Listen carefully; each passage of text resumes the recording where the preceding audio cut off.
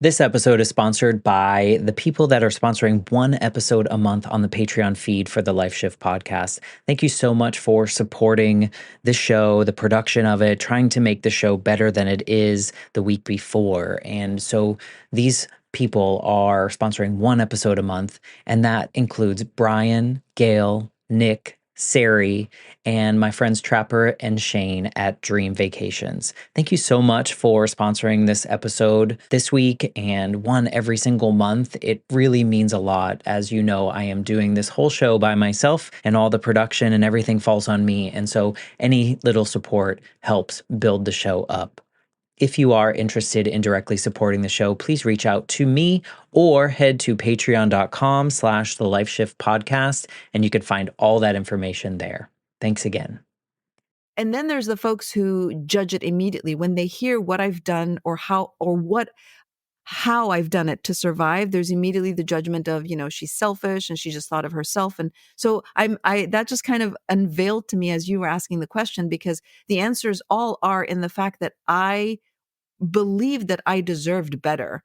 I believed that I was given the right, with the breath that I was given when I was born and the life that is fairly short for human beings, that I ought to maximize it. And this came deeper than just like, oh, I just wanted to go and have this like fun, crazy, materialistic life. This was on a spiritual level. Like I felt like a calling that in order to fulfill the work that I have done, the purpose that I'm here to do, which is lending voice to the underserved, or really being a rebel, if you will, had to come at a cost. And that cost oftentimes means that we have to do things against the grain. Maybe we are hurting people in the process. Maybe we are making choices that are not the most peace and love-induced choices. But again, for some, they're interpreted as selfishness. So I'll tell you what I did. So for me, it was a lot of, in my head, how dare they tell me who I should be? How dare they tell me how I should live? So there was a lot of that, right? Today's guest is Jasmin Faulk Dickerson. Jasmin is a social and behavioral researcher. She's an author, a speaker, and cultural identity advocate who lived at the intersection of two quite different cultures, Saudi Arabia and Italy, until she made her way via an escape from Saudi Arabia to America. This conversation really dives into Jasmin's journey of navigating the complexities of that dual heritage and the internal conflicts that she faced growing up, really balancing the traditional and conservative expectations of Saudi Arabia with the open and expressive atmosphere of her Italian roots, and really just the inside that Jasmin wanted to be her own person and live out loud. She shares how she used her imagination and creativity as a means of escapism, inventing entire worlds as a sanctuary from societal restrictions. But Jasmin's story is not just about coping, it's about the quest for authenticity. She talks about her courageous journey to live a life true to herself, culminating in her escape from Saudi Arabia. Her experiences serve as a powerful reminder of the importance of embracing one's true identity despite external pressures, and how that internal strength can truly change your life if you're willing to risk it all. I really enjoyed this conversation and I learned so much from Jasmin, so get ready to be inspired by her and her remarkable story. Without further ado, here is my conversation with Jasmin Faulk Dickerson. I'm Matt Gilhooly, and this is The Life Shift, candid conversations about the pivotal moments that have changed lives forever.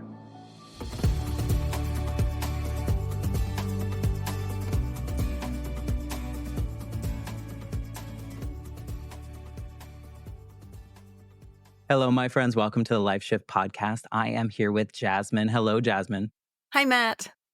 These are always the awkward parts of the conversation because we've been talking for a few minutes. So all of you listening, this is just us saying hello in an awkward way. So I'm so appreciative of you reaching out and wanting to be a part of the Life Shift podcast. It's just really such an honor. So thank you. Absolutely. Thank you for being here and doing the work that you're doing. I'm amazed at the opportunity and the platform that you have so generously offered for stories in a really tender way. So thank you. Well, I will take that. I appreciate that. I tell some people that this podcast is a little bit selfish in its own way, because it really started, when I was 8, my mom died in a motorcycle accident. And at that moment, when my dad sat me down and told me she had died, everything in my life had changed. My parents lived states apart. I lived with my mom primarily. I was visiting my dad, and everything changed. And growing up, I didn't have the tools, or the people around me didn't really have the tools. It was late 80s, early 90s, and nobody was really talking about mental health, especially for kids, because kids are resilient and they'll bounce back and all the things that come along with that. And so growing up, I always wondered, do other people have these significant shifts in their lives where everything changed from one moment to the next? And it turns out they have lots of them. Very much. So it's been a very fulfilling journey because I think hearing people's stories like your story that you're going to share today, there are pieces of everyone's story because we're all humans that we can all relate with, no matter how different the actual experiences have been. And so I've just been so honored by people like you. So thank you for the kind words about the show. Well, thank you again for sharing also what brought you to this work. It's very inspiring, and I know it's been many, many years, but that pivotal moment never ever leaves you. So, thank you for being so brave and creating a platform for your healing that can also help others. Yeah, I'm honored to do so, and I think, at this point in my life, decades later, I realize that that moment really did change me. If those things didn't happen, if I didn't kind of quote unquote fail in my grief journey in the way that I did because the tools weren't available to me, I wouldn't be this version. I wouldn't be having this conversation with you. So there are these weird silver linings in these terrible moments that we somehow, when we get to it, we're able to reflect on it and see some kind of gratefulness for certain aspects of it. And so it's just a weird thing to say out loud. No, it's true. It's Yeah, very, very true. Well, before we get into your story, maybe you can just tell us a little bit about who Jasmine is 2024. Like, what's your world like these days? Yeah, so a lot of the work that I do is actually in identity. It falls under the umbrella, obviously, professionally speaking, do a lot of equity work. And I know that right now the whole world of equity and DEI and all that is a super sensitive topic for many. It's a turnoff, and it is for me too, even though I work in it for various reasons. Part of the reasons is because it's taken, a turn that not necessarily serves the intended purpose of it, but in other ways also everything becomes politicized or extreme, takes extreme ends, and so I am in that moment, in that threshold of really dedicating the work to serving the larger community, which is not just an isolated group or a one side versus the other, but to sort of create a bridge. So my whole life I've been a bridge because of my multicultural background, and we'll get to that in a minute. But a lot of what I do is actually speak and I write and I teach. I'm an educator. I do trainings and workshops, and they all revolve around a better understanding of our differences so that we can come closer together as a community to be able to really focus on what heals us together as opposed to what separates us and divides us. So I'm an author, I'm a speaker, I'm also a podcaster, even though I'm on hiatus for a little while now. But I'm showing up in a lot of other spaces speaking thanks to platforms like yours. And then I also work at a community college where I do a lot of diversity work with students and just kind of focus on their journey and their big intersectional spaces. Awesome. Have you been in the education space like at a school for a while? Yeah, so most of my career has been in education. Very, very early on, I was in, younger. I taught kindergarten and up to second grade, but in the last few years, I've been in higher ed. I'm curious, I asked that because I'm wondering if you're seeing a difference in the generations of students that are coming along in the way that they are maybe more open, hopefully, to different identities and openness in that way, or are you not seeing a difference? Yeah, that's a really concerning space.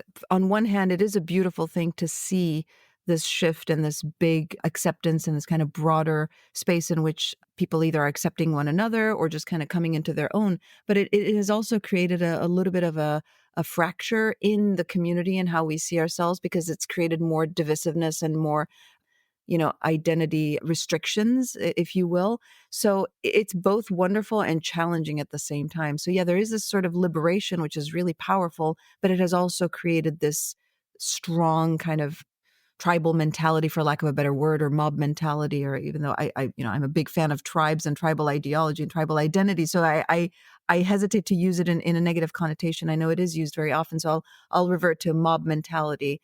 And that's what we're seeing a lot of. It's tricky. Yeah, we are in a very odd space right now. I felt like there was this trajectory that felt more positive for a little bit, and then things kind of are weaving in weird ways. And hopefully we'll find a space in which your goals and all those things are achievable, in the most beautiful of ways. Cause I'm sure you're achieving goals, but like those higher goals that you're able to kind of work towards so that we can realize that, like our differences are cool and we can use them to connect more because those are cool different. We don't want to all be the same. I feel like that would be a really terrible experience for And for most boring, so people. So boring. exactly. I was curious. I was also in higher education for about 15 years and just kind of seeing the evolution of the typical student was is very different, and the way that the previous years in their school had kind of brought them to the higher education space and seeing how that changed over the years. So I was just curious of your own experience. I know it's not part of the podcast, but Yeah, no, it's all good. interesting to It's see.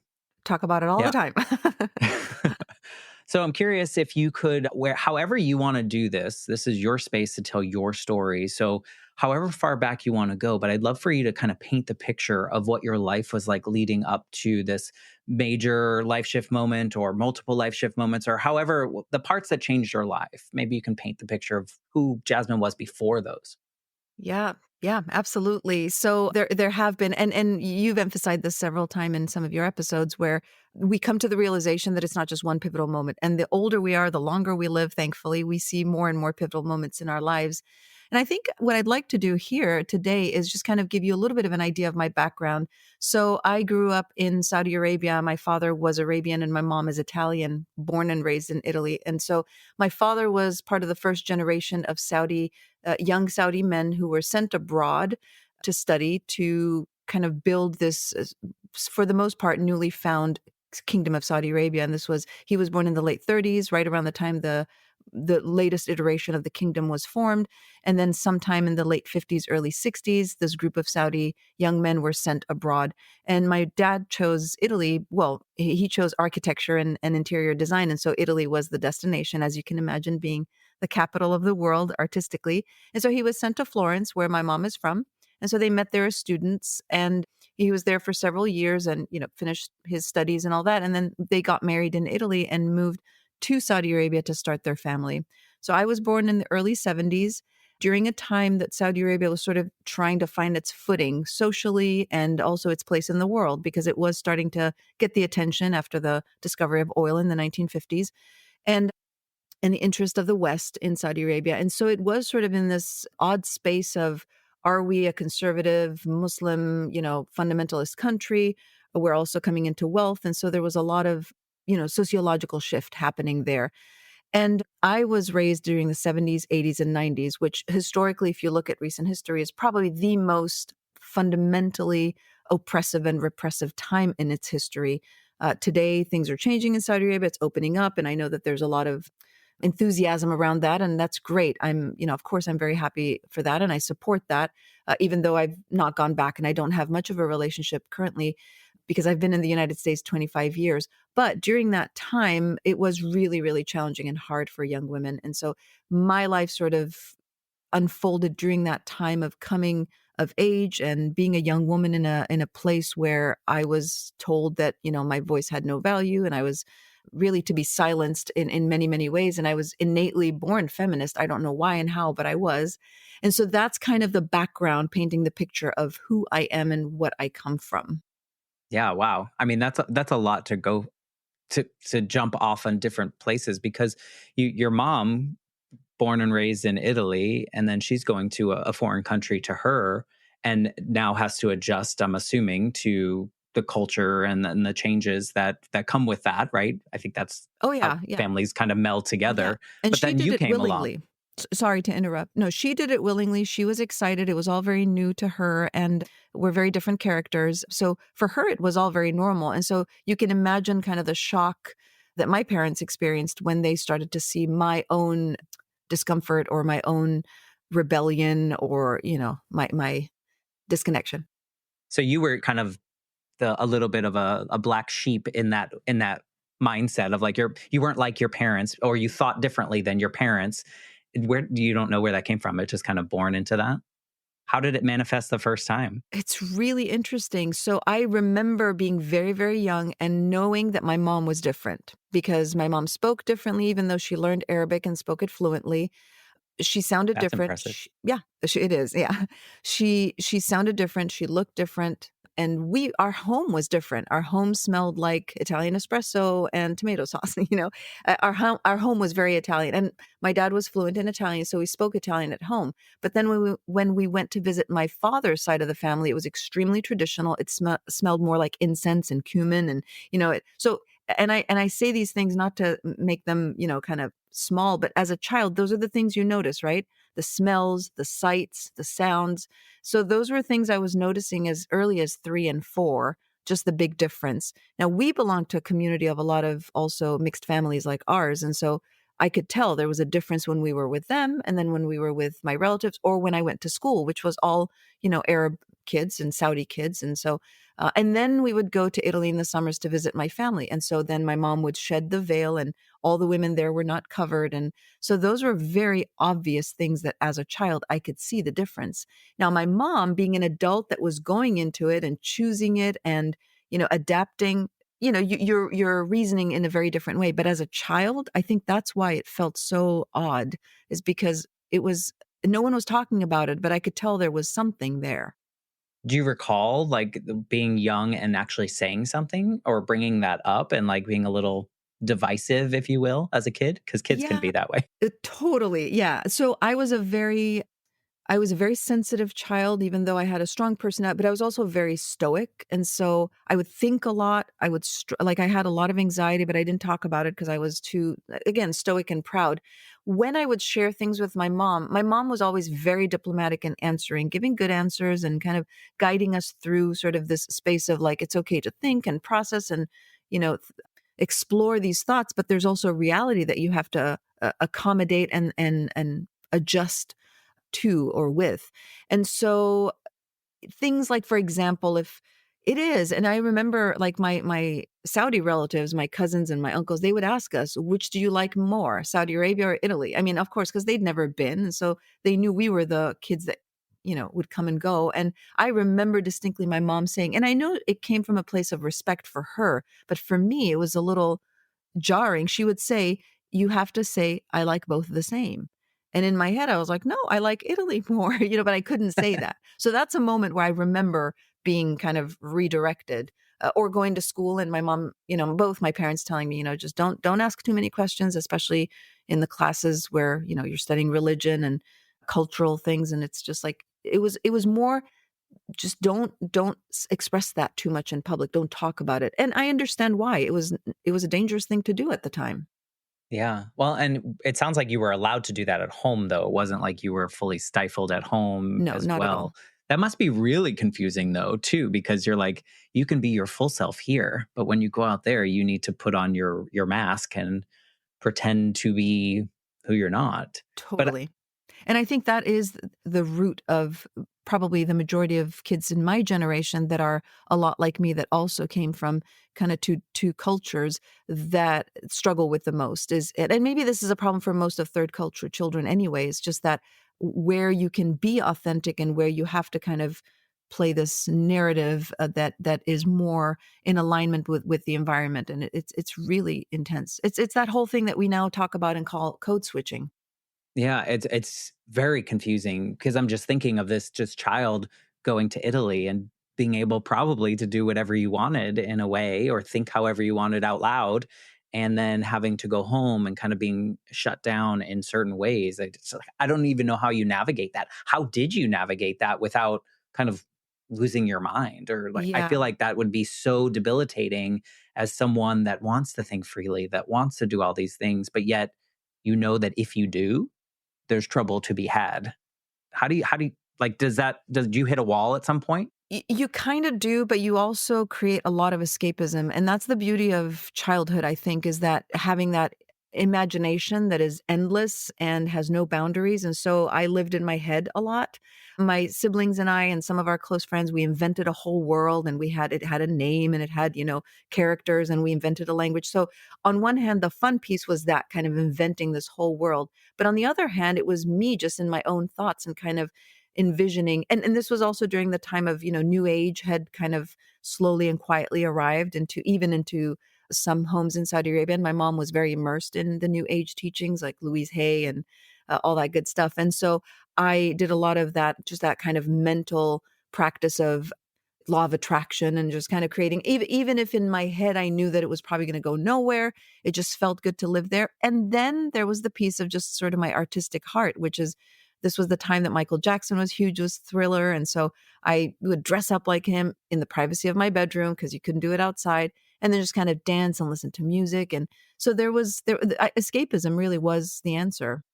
It's like two versions of you, essentially. Like the people on the outside knew you differently than the people inside your home or inside your smaller circle Yeah, in some ways. I, correct. Yeah. at what point does that get too much? Like, what changes in you to be able to be you now? Because I mean, you now, the way you describe you now would not be allowed back then, you younger you, right? Like Right.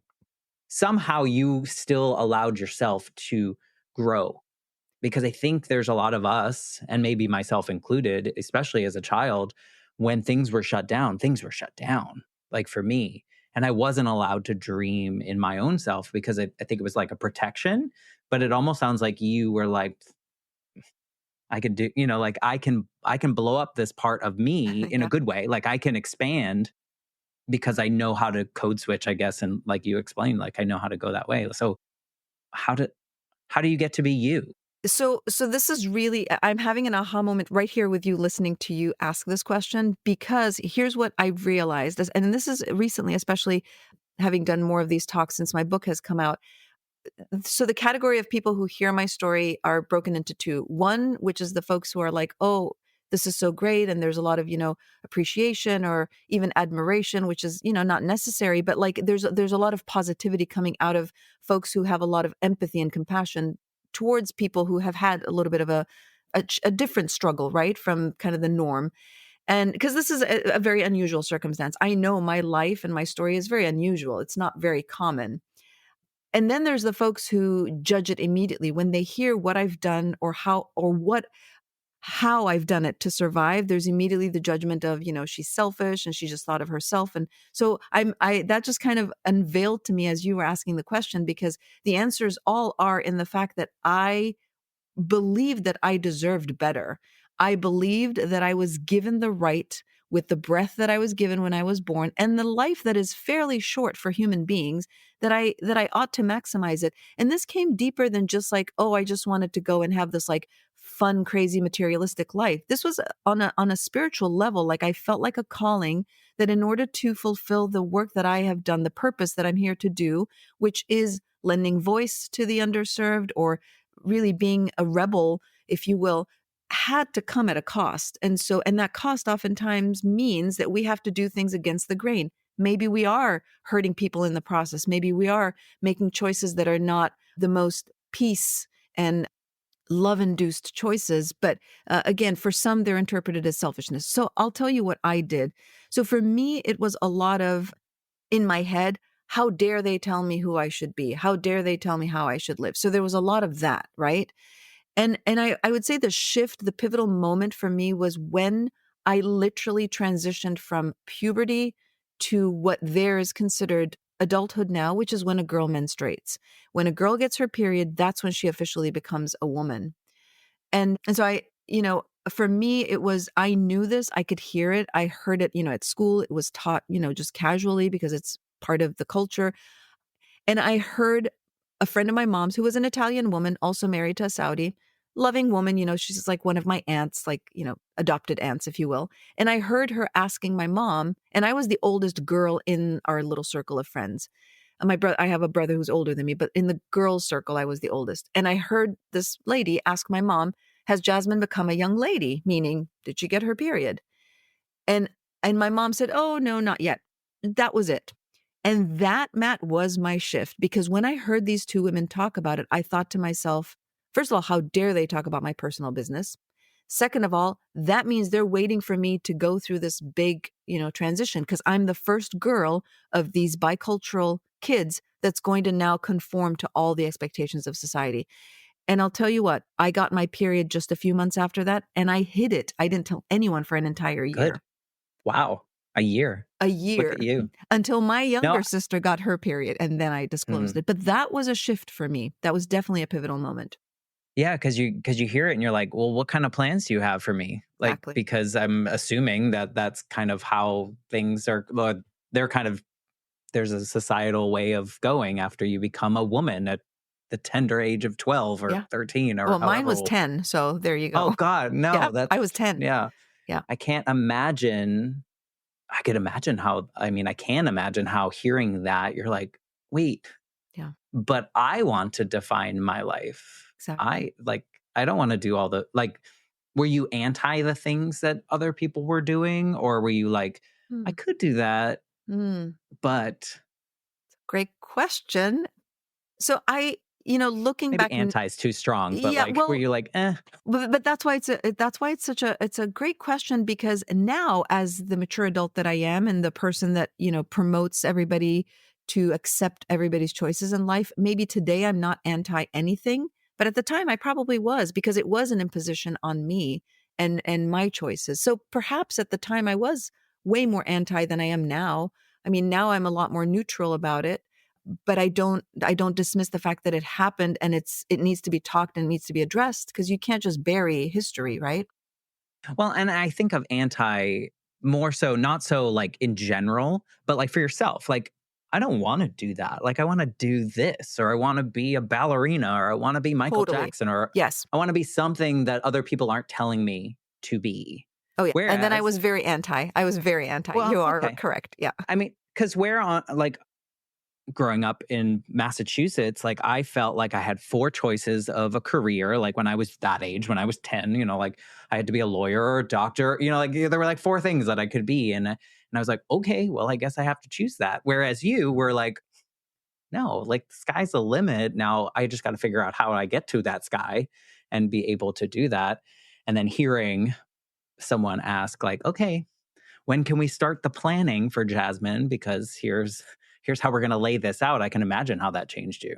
Right. And the biggest piece at that time, the closest threat to getting your period was that now you have to start covering. You have to start wearing the veil, the abaya, which is the cape, and the head, the head scarf and the head cover and all that. That was the biggest threat at that time.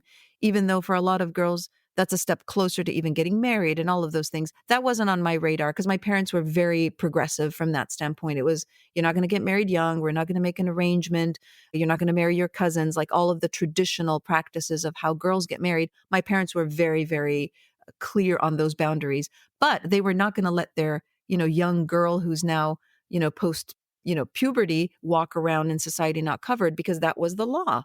And so that was the big thing for me was making sure that I was avoiding and pushing away as far as I can the whole cover. Because that would hide you and who you were even more so. Like in your 10-year-old mind of like, Invisible. now you're hiding me away. Like Exactly. nobody can see me now. Yeah, Yeah, it's an that's invisibility very in intense. every way. Yeah, it's you are literally removed from anything that identifies who you are is completely erased. Right. And it sounds like that young version of Jasmine, that's like the antithesis of what you envisioned for your life, even as a young child. Yes. Like that's, so how do you navigate that? How do you move through this world to get to be who you want to be? Well, so when that shift finally happened, I got away with it for a whole year and I was very skinny. I didn't show signs of development, but my sister got her period. And so then when, I had to disclose that I got my period too, because it was a little weird that my younger sister got her period before me. I never told, I never revealed that I'd gotten it a year before. I just said, oh, me too, kind of a month or two later. And but then, I had to live this life now as a teenager where I was covered. And all I could think of to myself is I have to find a plan, a way to be able to live freely and as authentically as I can. Now, I knew for a fact that the choice of husband for the future would have to be a Saudi man. There's no way around that. Like that I couldn't have even imagined telling my parents, well, I'm just going to go to Italy and fall in love with a man there. Or, that is, you're going to marry a Saudi man. You're going to, build a family here. And it was said very casually and very normally. It wasn't this is how it's going to be. It wasn't an imposition. It wasn't mean. It wasn't mean spirited. It was casual because in their minds, I think, my family, There my were no other parents, choices. no, there were no other choices. And I think for them, it was like, this is a great life. Like, why would you not want it? Because in reality, from the materialistic standpoint, it is a comfortable life. You have servants in the home, you have, women, men are obliged to provide for the women. Women are not expected to do much of anything other than being good wives and raising kids and, being good women. So so for my parents, I think that was just like, this is not a torturous life. This is a very fine and normal existence, and you get to travel. We still get to do those things, and so you don't have to have it all the time. But for me, it was like my freedom really was tied to my own liberation on my own terms in my own version.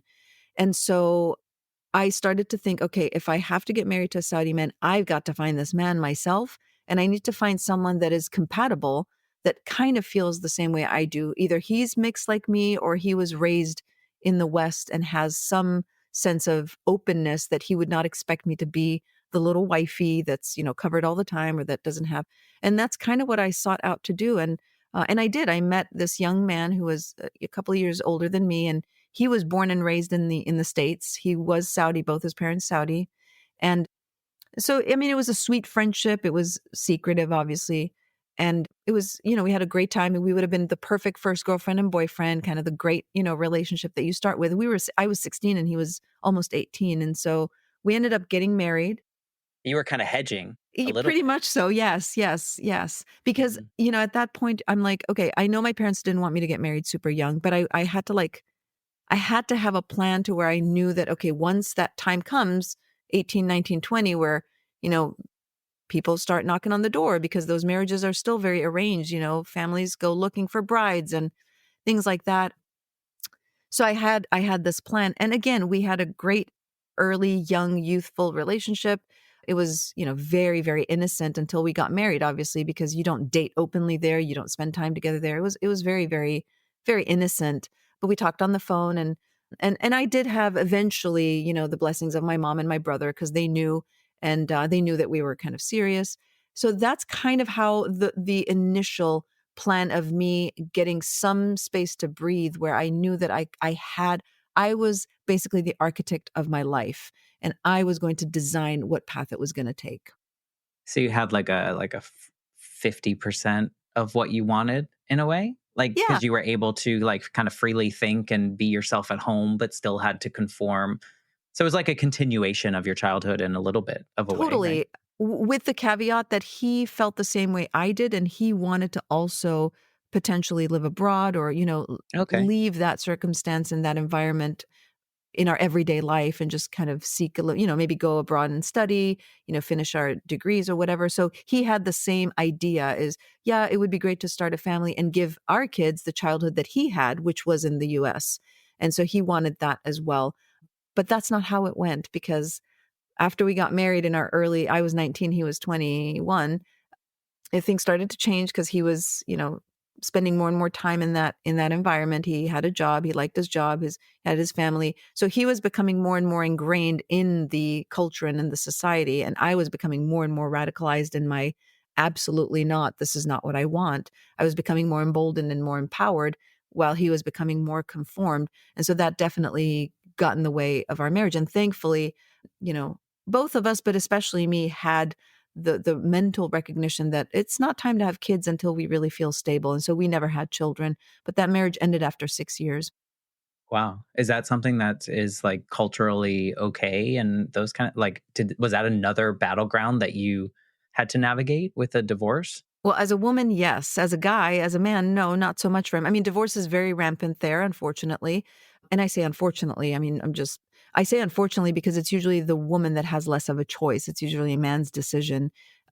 And I think it was obvious to both of us. It was fairly mutual. And so I would say it wasn't abnormal, but what it meant was, here I was at 25, damaged goods, because at this point, you're a divorcee. You're not super young. You're already in your mid 20s. So you're no longer a desirable product for anyone. Right, because you're not competing with, like you told your story of like the first time you get your period at 10. This is like now in your prime, you're a brand new woman. And obviously it doesn't make sense for me. And I guess that's a good thing. The whole time you're telling your story and as you're trying to like navigate or kind of hedge your way of like, how can I be Jasmine, but also conform to what is asked of me?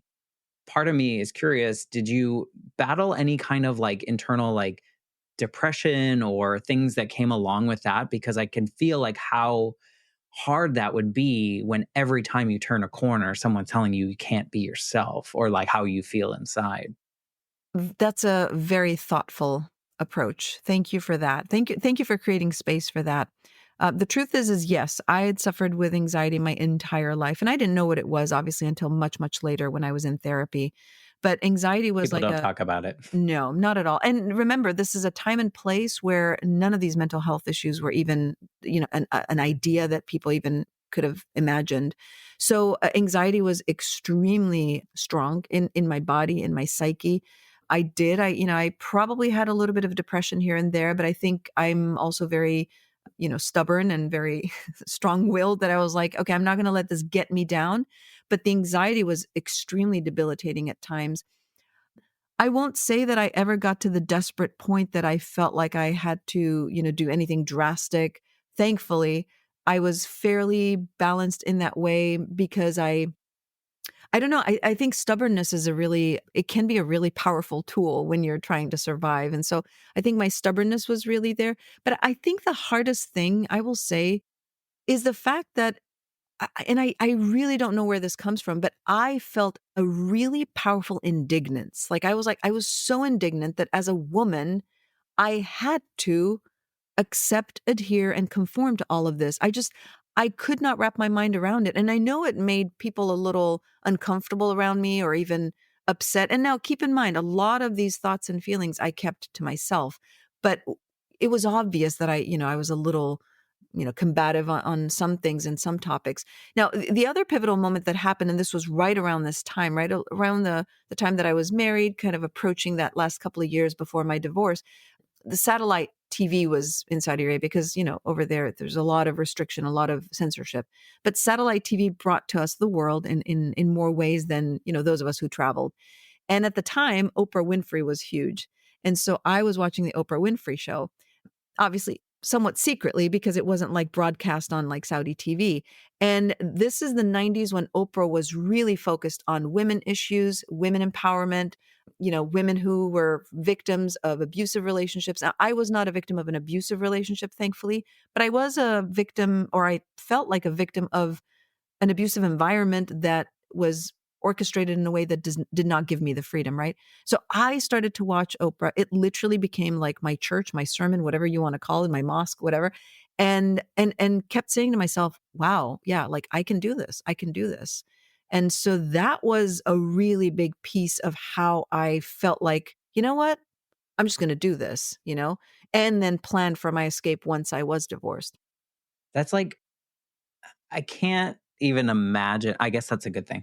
I can't imagine any of your story, first of all, but I can't imagine getting to a point where I feel so pushed down or othered or whatever it might be that I'm like, no, I'm going to be, I'm going to find a way. That stubbornness that you described is like probably the best thing that the best way you could describe that, because I think so many people would have just acquiesced. Like it is what it is, I have to go along, and it's not a flaw or anything. I think that's just like sometimes we're just so worn out, and it was just like you were like no way. And now Oprah, which I'm sure you're not the only person that's ever watched an Oprah episode that's like, yes, this is possible. I can do hard things. That's quoting someone else, but Yeah. Mhm. you can do these things, and like, I mean, good on you. I mean, congratulations to Thank you for having the stubbornness, to having the fortitude to be like, no, I am a full person and I should be able to be that full person whenever I want, wherever I want. So, I mean, just kudos to you on your just journey of being yourself. I appreciate that. Thank you so much. And it's coming now to a point in my life where I'm already, at my mid-age, and I look back and I think, you know what? It's okay. It's okay for me to own my strengths and my flaws, the good choices and the challenging choices that I made, because again, at the time, and still today, by the way, at the time I was considered, selfish and self-serving and any of those things that you want to say. And then today it's still that shadow of being, called all the names still follows me. And I think the biggest trick is coming to a stage and a time in your life where you say to yourself, I mean, what is the reason that pushes people to judge someone else and the choices they've made, if first of all, for the most part, it doesn't necessarily impact you directly. These are choices that we're making that impact us, and these are risks we're willing to take. Immediately, people from the outside will assume that, well, because you hurt so many people in the process. Okay. Has anyone ever thought of the fact that I was deeply hurt through the entire process from the moment I was born? Those are the things I ask myself. I'm like, wow, yeah, maybe they were hurt in the process, but momentarily, once I'm, I didn't even once I, think of that. right? Once I've moved I didn't on. even think of you hurting other people. I just like the flowers that I am giving you are just the power and the ability to know yourself Mm, so well and know what you deserved and what you needed to fulfill whatever your plan is here on this earth was not what the society around you or the culture around you was allowing you to do. And you were like, I'm gonna make it happen because why else am I here? Like, what's the point? I didn't even think of any other people, but I hope that fades. It sounds like you kind of own the sense of like, no, this was what was right for me. totally. And Okay. yeah, yeah, yeah. And my diving into explaining that piece has absolutely nothing to do with the conversation we're having today. It has way Yeah. more to do with what I've had to deal with, Yeah, I would over the imagine. years. I think I'm just adding it to infuse it to the piece of the story to where when we do come into our own the way we do, and I offer this really as also encouragement for anyone who's listening, who's doubting making choices for themselves because they fear being selfish or because they fear that they're going to hurt someone. We are always going to hurt someone along the way, and we've been hurt along the way. We wouldn't be human if we didn't experience these emotions and if we didn't inflict these emotions. Ultimately, I think intention is really important. And when we are making choices and decisions for our own survival, I think a lot of grace and a lot of space should be given. It's not often given. In this particular instance, I will say that for me, it was worth making this decision because otherwise, for me, it was truly a survival thing. I don't know that I could have continued living life in a way that felt so far from my authentic self. It would have been impossible. It truly would have Yeah, been really impossible. debilitating. I don't know how you made it that far, to be honest. I mean, I feel like if I think of my own self, I'm like, wow, Well, protection traveling mode would have helped. like okay. Yeah, Yeah, I I think mean, you did get traveling helped and dreaming and like just and e- seeing other possibilities too, I would imagine, by exactly. traveling, right? Yeah, Yeah. Because exactly. I'm sure there are a lot of people around you, or maybe there were a lot of people around you that had a little bit more of a shelter because they didn't come. Oh, well, you said you were around a lot of other mixed children or Both, mixed yeah, so I saw cultures. both sides. I saw the kids who were like me, and now in my circle of friends, some of them were just like me, where they had the same restrictions and limitations, and others had parents who were definitely a lot more, willing to go even against the societal norm and allow, for some freedoms for them. So I saw that too, and I envied that. I was like, wow, they're in the same exact boat I am in, but they have a little more That autonomy and probably a little more helped. space. It probably helped seeing all that. Probably did. Yeah, Yeah. So because how it did you like pushed me. how did you find your way to get out, to be able So to be you? yeah. So after that divorce, in my first marriage, I in the meantime was starting to plot my, my grand exit and my escape, if you will, because at the time, women were not allowed to leave without permission from a guardian male because, you as women in Saudi Arabia at the time and in some other very fundamentalist Islamic countries who practice Wahhabism specifically, which is very, very conservative and very, very fundamentalist, you had to have a guardian for everything you did. Anything you did as a woman, you had to have a guardian. So at the time, I was divorced, so my guardian reverted back to my dad from my husband, because depending on who the primary man in your life is, that's your guardian. And so I needed permission to leave. And so I couldn't just like say, "Hey, I'm okay, I'm done here. I'm taking off."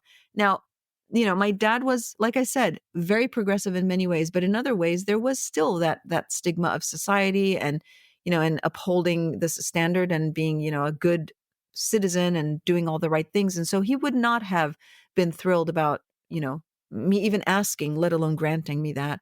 And I reiterate, my dad was a really kind and gentle, sweet, educated man, but I fully appreciate the pressure he was under to be the upstanding citizen that he really tried to be.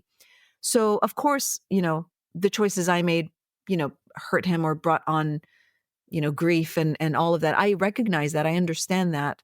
I don't need people to remind me of that, because, they kind of try to very often. So I understand that. But at the same time, it was a survival piece for me. And I had to answer to myself and the life that I had and the choices that I could make. So I orchestrated this escape, and I do go into detail in my memoir about it.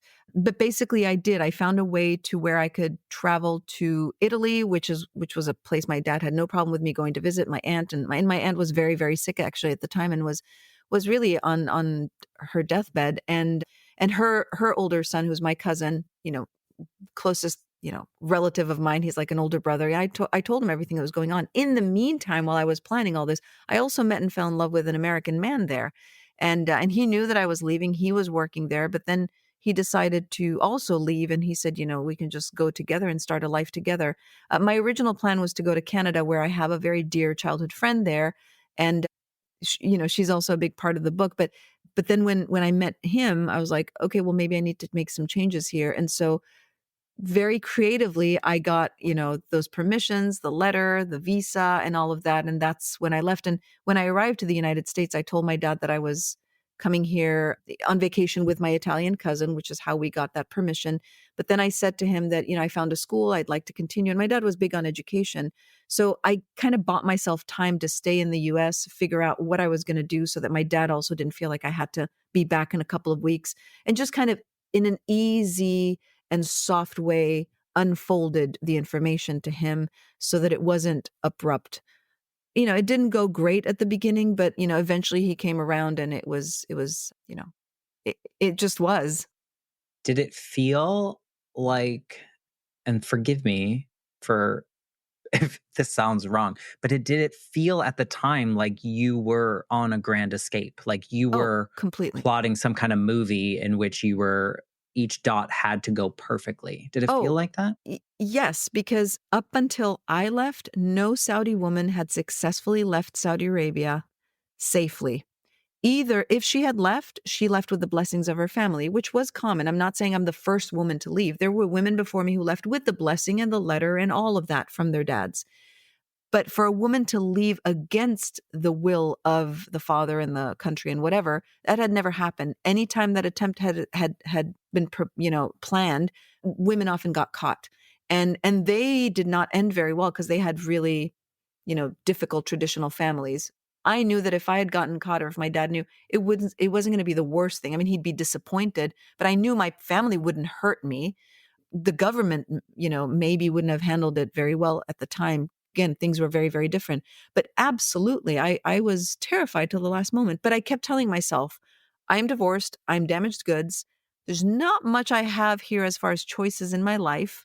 I will either end up being a second wife to some, rich older man, or I will live in my parents' home forever and, get a career and just work. So my choices were very limited. And at that point, I thought, this is worth a risk worth taking if it meant my complete freedom. Yeah, it was survival. I mean, it really Totally. was. It was survival of your soul, if we will. Oh, yeah. This is Jasmine's chance to like let her soul breathe and live and like get there. I had to ask that question because in my mind it feels very like, I mean, the word escape just kind of brings on those ideas. And then you were able to be here. But I love that like you had this forethought of like how can I also kind of protect my dad in a way of like soft landing, soft, like rolling out the information, because that shows your compassion as well, because it wasn't like you were running from him Right. or your family. You No. were just running to be you, and, like, Exactly. this was how you got there. Yeah, I that's beautiful. Running to be you. I love that. That is very true. Because I wasn't running away from something as much as I was running towards something. I was running towards my own authentic self or my opportunity. And again, that doesn't mean that my life has been perfect or that I've, accomplished all the greatest things that maybe I, people who imagine this level of freedom would allow. I literally, all I wanted in life was the freedom to be able to walk down the street, not necessarily, unveiled, not covered, be able to walk my dog to the park or take my kids to the park, or, I wanted a normal life. I was not looking for anything that a lot of people assume women from oppressed environments go looking for, which is maybe more of a sexualized freedom, which again, good for them if that's what they're looking for and they Really? achieve it. That's fantastic. Oh, absolutely. I mean, there's always that accusation that this is what women are looking for. They're looking for this liberation to have this like very, very open and corrupt life. These women Good are for looking them, for if this. they want to. I Totally. mean, I agree. I maybe agree. Good yeah, for them. And you know but what? that And wasn't more what power to you them. just wanted to wake up and Yeah. go get a coffee. Totally. I mean, my freedom was extremely intellectual, I will say that. It was all in my head. What I was looking for was the ability to express my thoughts, to be able to speak uncensored, to be able to ask the big questions, to be able to have conversations around the evolution of human behavior. That's what I was looking for. And it sounds so boring. It really does. No, But, it doesn't. well, thank you. It doesn't, because so many of us, and probably a lot of people listening to this, grew up in every moment we were allowed to do that. Mm, And so hearing your story and the sense of like thinking of ourselves as like you, but then realizing we wouldn't be able to say so many of those things out loud in front of anyone other than our family, or sometimes not even our family. It doesn't sound boring at all. It sounds freeing. It mm. sounds warmer in some way. But I was thinking, like, that couldn't have happened for you right away. Like, the next morning, did you feel that sense of that, or did it take Yeah. months or No, it years took or whatever time. to feel free? Yeah. Totally. What did that look like? At first it felt very, well, it felt scary, right? Because now all of a Did you sudden I think you have were gonna to, get caught or something? oh, yeah, you always look, is someone behind me? If you're taught, of course. And I ended up in Wyoming, which I knew it wasn't like New York or Nobody's gonna find you in DC. No one's Wyoming. going to find me in Wyoming. It was like almost like the, what is it? The witness protection program. Right. But Perfect. I ended up in Wyoming, which is a fantastic place to land, a beautiful, peaceful place to really find I yourself and bet, very yeah. gently, be able to ingrain yourself in society in a really nice way. Went to a community college there, which was great. And so that piece was really sweet and soft, but it was challenging in the sense that now I had to learn to go, first of all, I had to learn how to drive because women didn't drive in Saudi Arabia until 2018. So I had to learn how to drive at the age of 25. I had to learn how to literally walk in public spaces and talk and basically say, whether you're shopping or whether you're, looking to apply for something, or, even just like the whole immigration process, all of that, as a woman to be expected to go do all those things for yourself was extremely scary. Even though my personality was not a fearful one, I don't like to come across as like not knowing, or to come across as ignorant. And when I was younger, it was harder. Now I have no problem saying, I don't know, tell me. But when you're younger, you're a little more, you're a little more proud, and there's your pride is in the way. And I did not want anyone to ask me questions like, why don't you know how to do these things? Why are you learning how to drive at 25? Because I didn't Was want to there a tell shame? shame, trying to hide, trying to leave it all behind. For the longest time, I didn't even want to disclose. I came here as an Italian immigrant. I was Italian. I leaned only into my Italian identity. I didn't want a lot of attention around my story because I didn't do any of this for attention.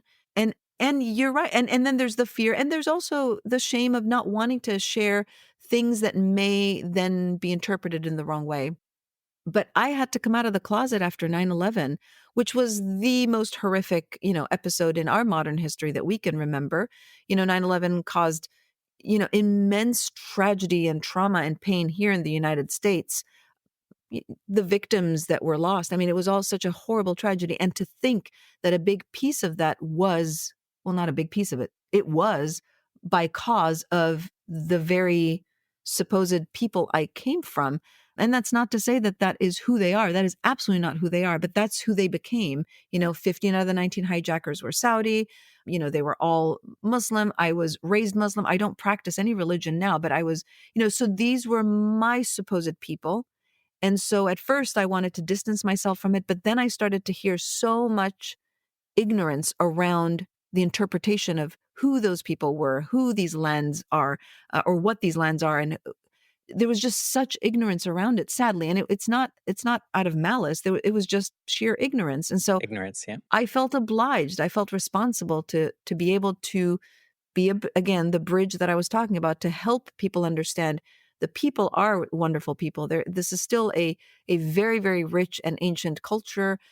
So I try to work on, setting aside my traumas and my own story to be able to just kind of talk a little more honestly and a little more neutrally about the facts so that people could not necessarily jump to conclusions and paint brushes.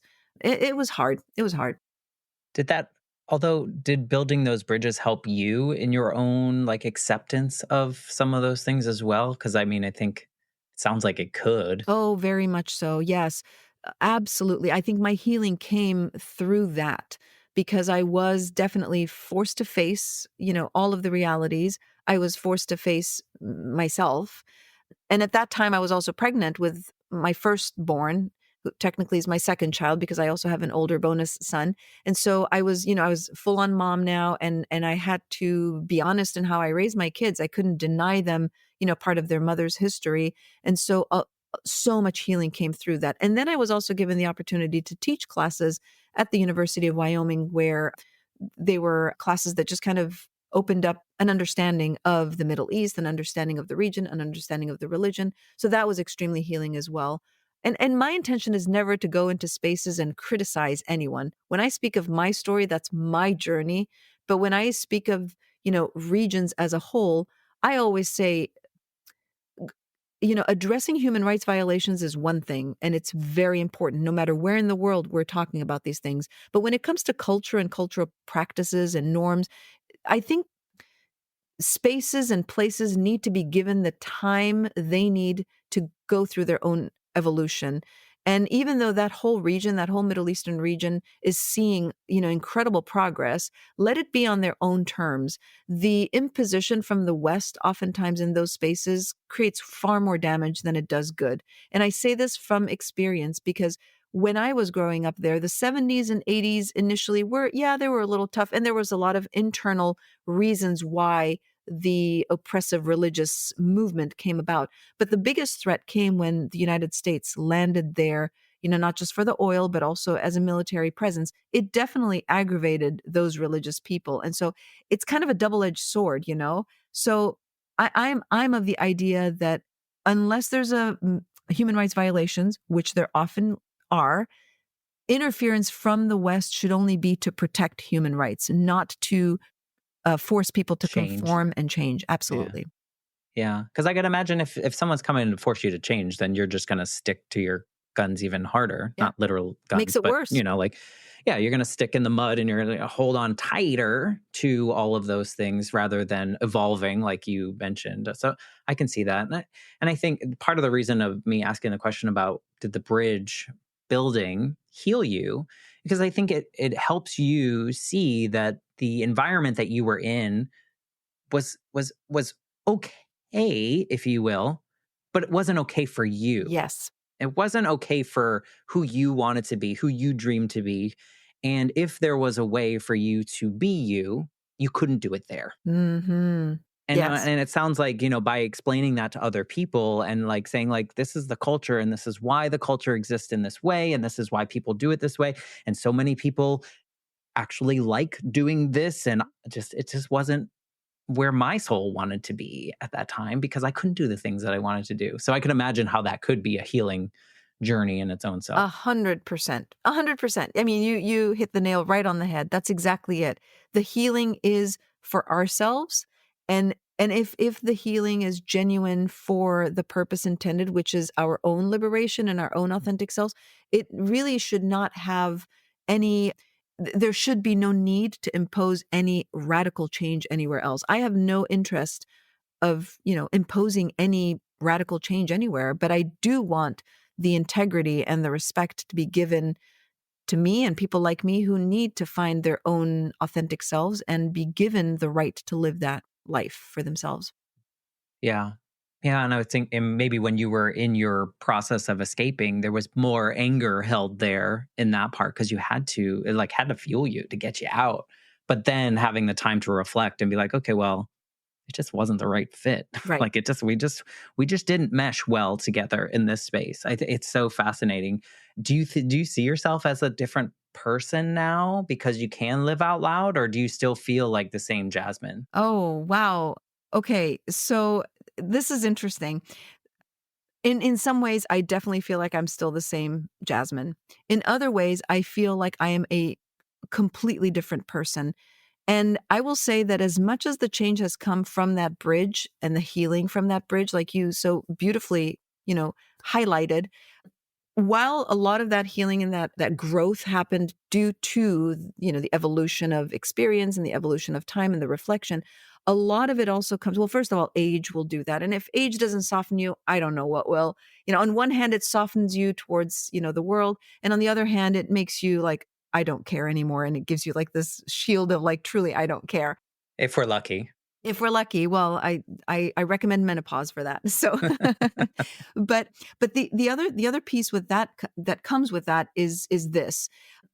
In many ways, when we are going through this evolution and when we're going through this change, we look around and we realize that many of these challenges exist everywhere. So even though I left something that was really a boundary for me or a barrier for me, I got on the other side. And in our youth, we really seek to be rebellious, and then have an activist spirit, and kind of the aggression of being able to survive through that metamorphosis is crucial.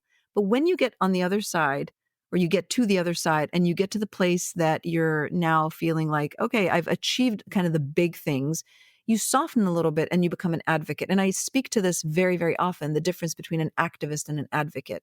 So now, my life now as an advocate is to find the spaces in which we can compromise and find a common ground.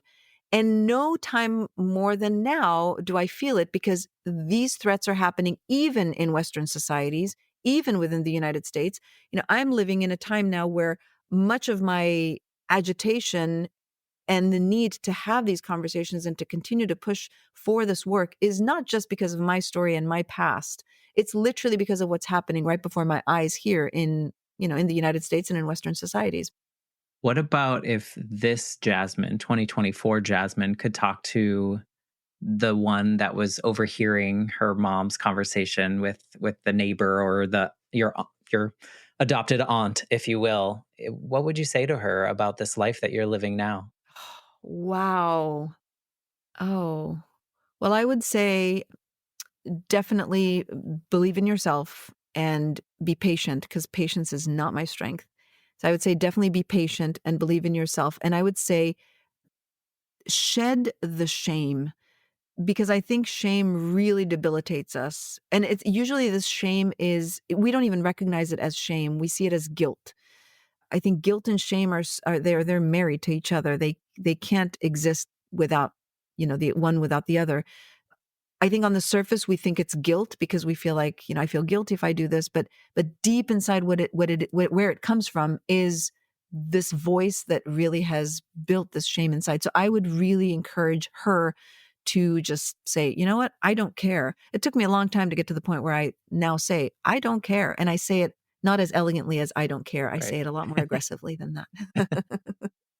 And it's funny too, because I ask this question of others, and sometimes it's like, I don't know if that version of me would listen, but I kind of think that younger version of Jasmine would listen, because I think she was like, no, this can't be all that there is. I need to, find the way to find myself and live fully out loud. So I love that you've found the space. Of course, there's barriers. Of course, there's still things that you're going to face that are not beautiful and wonderful, even here in this world where you're allowed to live as much as you want to out loud. Yeah. But I'm so, thank you for sharing your story in this way and letting me ask the silly questions if any of them Great were silly. questions. Yeah, well, thank you.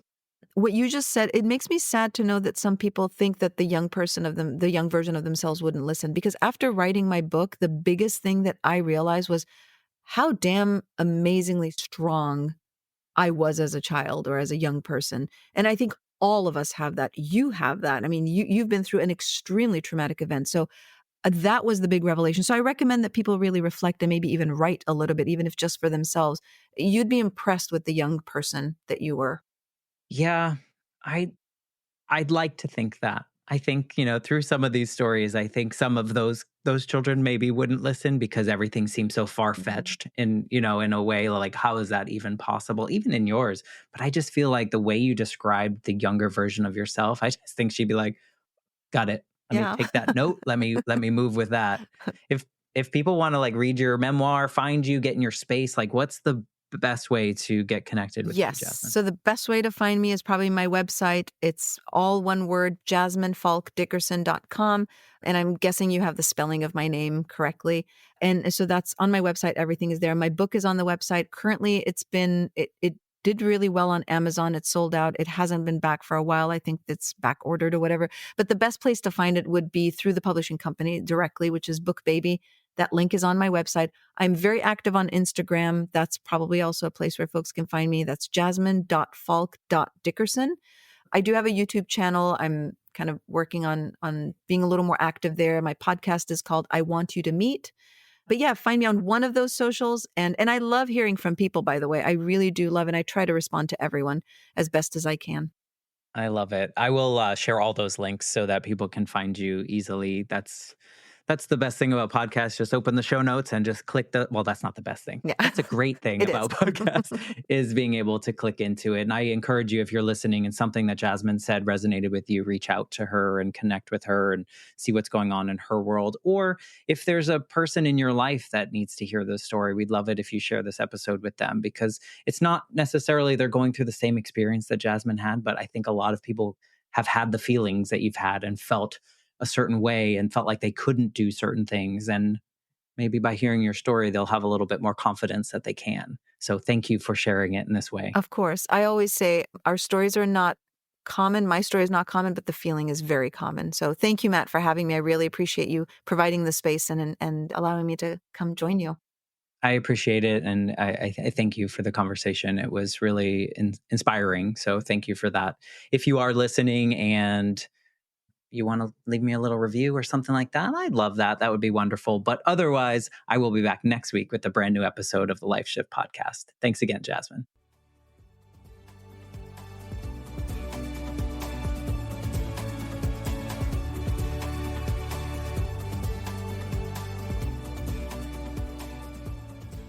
For more information, please visit www.thelifeshiftpodcast.com. Hey everyone. I hope you are having a wonderful day so far. I am just dropping this special little clip into all the episodes. So, no matter what episode you're listening to, this is actually pretty current as of July 2024. I wanted to come on here and just say a big thank you to Earworthy because the Life Shift podcast was just named the best overall podcast of the year in the first Earworthy Independent Podcast Awards. And you've probably seen some articles written about the Life Shift podcast before, written by Earworthy. And now he is launching from his online publication, he is launching these yearly winners of independent podcast awards. And these are specifically for indie podcasters. We are those that wear all the hats. We create the show. Some people write the show. We're producers, sound engineers. We troubleshoot all the tech. We do any kind of research if we need to. We host the shows. We distribute the shows. We do all the things that relate to our shows because we love it. And it's so nice to see my name in a list with some other amazing podcasts like Multispective, which won Best Life Lessons Podcast.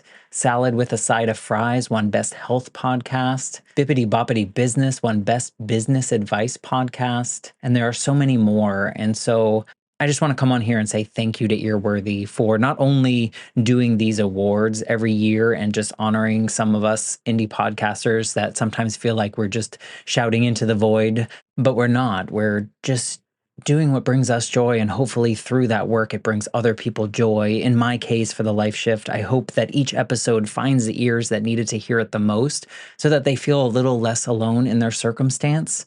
But also, Earworthy writes all these amazing publications pretty much weekly, every week, every weekday, I should say, where he writes on Blogger, Medium, Substack, Tumblr, Vocal, Many Stories, and for other places. And he really just highlights the independent podcasters. So thank you, Frank, for everything you do with Earworthy and for recognizing all of us in the first Earworthy Independent Podcast Awards. If you'd like to read more, please head to medium.com/EAR hyphen WORTHY. Thanks again and enjoy this episode.